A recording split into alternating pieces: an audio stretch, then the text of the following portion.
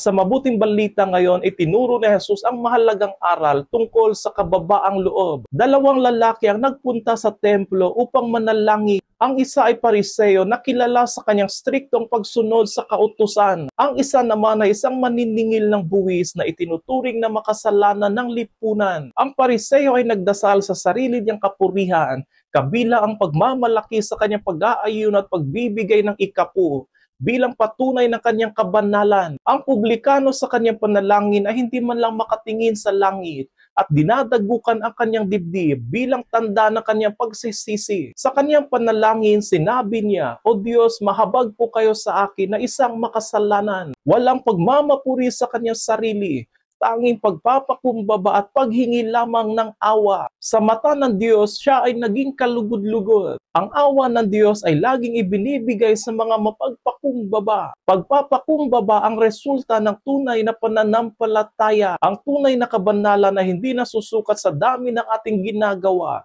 kundi sa isang pusong mapagpakumbaba at kumikilala sa pangangailangan ng awa ng Diyos. Nawa lumapit tayo lagi sa Panginoon ng may pusong mapagpakumbaba upang maranasan natin ang kagandahang loob ng Diyos at ang kapayapaang nagmumula sa kanyang walang hanggang awa.